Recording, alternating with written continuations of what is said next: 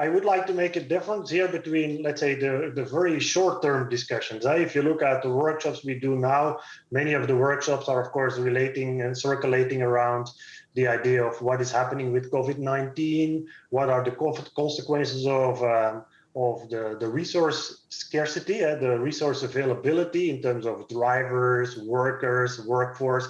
How can you get around to that?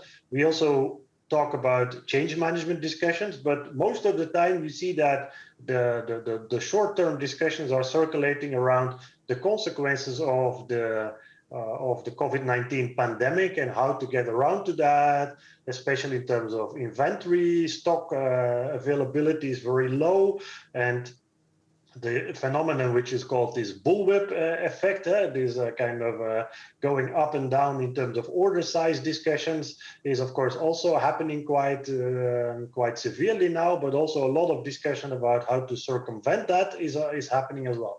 If you look at the longer term discussion, which is also part of our ecosystem, we try to somehow work around short term, but also look into the long term, then you see that we have quite a lot of boardroom discussions with companies around circularity, sustainability. How can we actually create sustainable supply chains in the future? If we have a circular supply chain where the beginning is the end, the cradle to cradle type of discussions, how would that affect my supply chain organization, network planning, and these kind of things? And of course, a very hot theme as well is everything related to artificial intelligence. How can AI, data, machine learning, all these type of concepts improve upon supply chain decision making, supply chain team building, all these kind of ethical aspects, and so on is a bit more longer term for the coming 5 years. So that's where the technology section comes in to try and solve future problems. A recent survey suggested that over 50% of firms in Germany alone have been hit by severe problems in their supply chains, which is pushing them to diversify, shorten delivery routes, relocate production. Is that a picture you recognise? And are they the only solutions? And do they only apply to Germany or across Europe?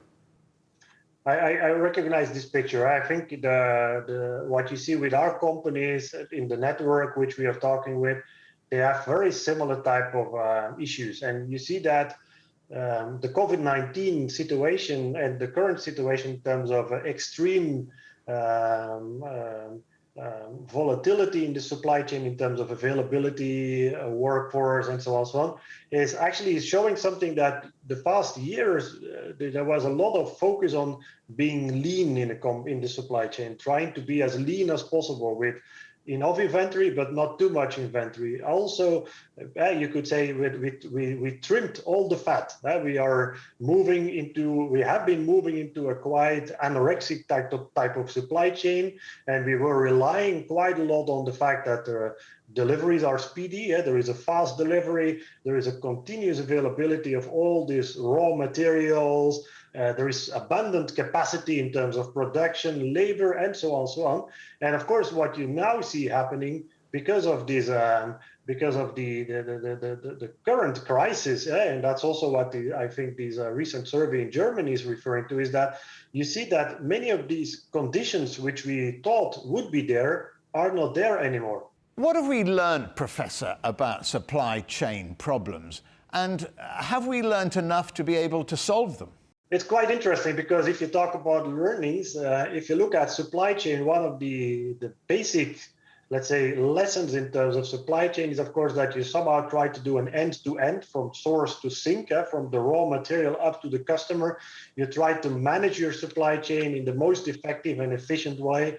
And of course, it's in this managing supply and matching supply to the demand side, we also see it's also about managing uncertainties in the supply chain.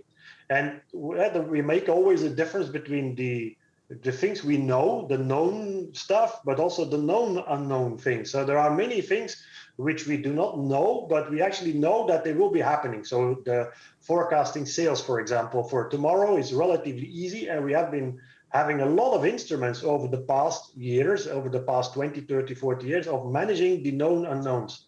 Now, if you talk about a situation like a pandemic, or if you talk about Brexit or Lehman Brothers or any other natural disasters. This is much more about what we call unknown unknowns. So we don't know about these kind of things, what the severity will be, the magnitude. We also don't know when they will be happening, how they will be happening. And the key question is, how can you build a supply chain that is sufficiently coping with these kind of situations? And that's not easy. And that's, of course, people then talk about what they call a resilient supply chain. Resilience in the supply chain, it is basically saying, how can you prepare yourself for rare disruptions that are happening in the supply chain, but the rare meaning maybe once in a lifetime. And what do you do with that? And that's quite an interesting discussion because, yeah. Well, it's a discussion we're going to have to wait to hear in the future, because for the moment, Professor Tom Van Woensel, many thanks for joining us on The Agenda. Thank you.